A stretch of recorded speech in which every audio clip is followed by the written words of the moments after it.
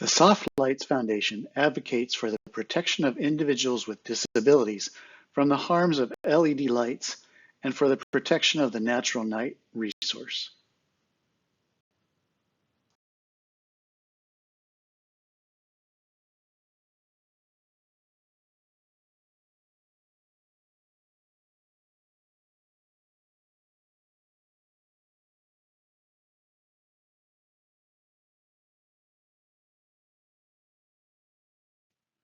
Over 70,000 individuals have signed the Soft Lights Foundation petition to ban blinding headlights.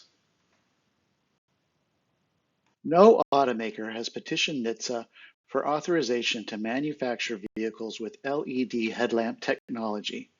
NHTSA has not updated FM VSS 108 to set limits on luminance, spectral power distribution, or pulse width modulation.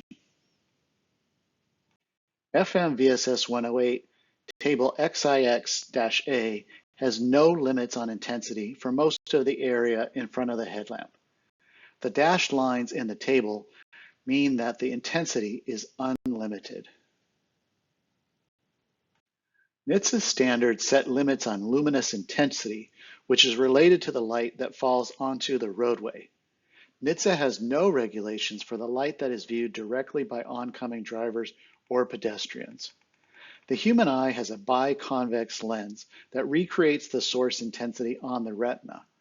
The metric for the source intensity is called luminance and is measured in candela per square meter, or nit.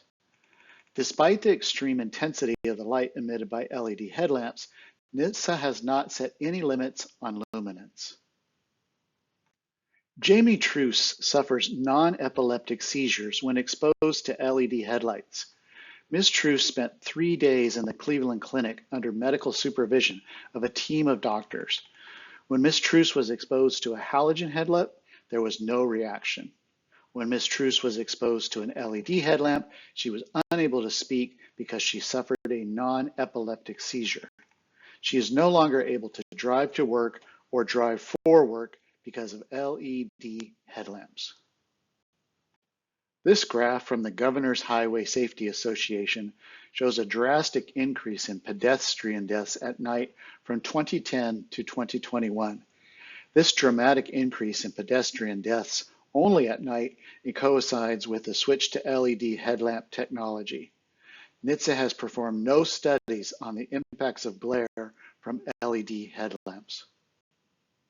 Here are 2 of thousands of comments submitted on the Ban Blinding Headlights and Save Lives petition. Nothing really caps off a long, tiring day quite like being blinded 3 separate times on your drive home from work. You want to rest? Let's put you through the gauntlet. See if you live to see your bed, if you can see at all. My younger sibling who just got their driving permit mentioned being scared because they couldn't see anything and began going off the road trying to avoid a truck driving at them. If my younger sibling dies or gets injured over these stupid lights, I will make sure hell reaches the people who make and drive these godforsaken cars. Camille. The new headlights are blinding and hurt my eyes. They make it extremely unsafe to drive at night, not to mention the concern for eye damage. I have heard similar complaints from many others. It is absurd that such a product is allowed on the market. Gabby. The automakers can be held accountable. By statute, the automakers are required to notify NHTSA that LED headlamp technology is defective because of the lack of regulation.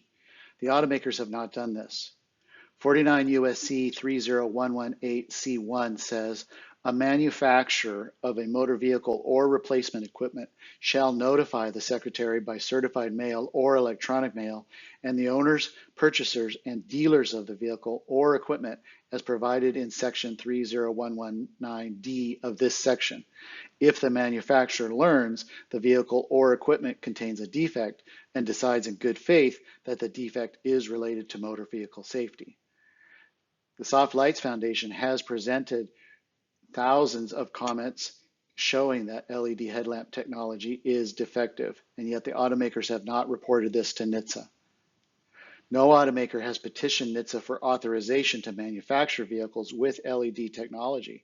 As a result, NHTSA has not tested or evaluated LED headlamps and has not published performance standards for luminance, spectral power distribution, or pulse width modulation.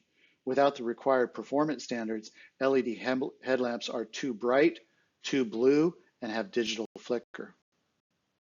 The FDA is required to maintain a liaison with NHTSA to test and evaluate LED headlamps. 21 U.S. Code 360II Program of Control says the Secretary shall establish and carry out an electronic product radiation control program designed to protect the public health and safety from electronic product radiation. As a part of such a program, he shall consult and maintain liaison with appropriate federal departments and agencies on techniques, equipment, and programs for testing and evaluating electronic product radiation and the development of performance standards pursuant to Section 360KK of this title to control such radiation emissions. The fix for the LED headlamp catastrophe is regulatory. How to fix the headlamps? 1.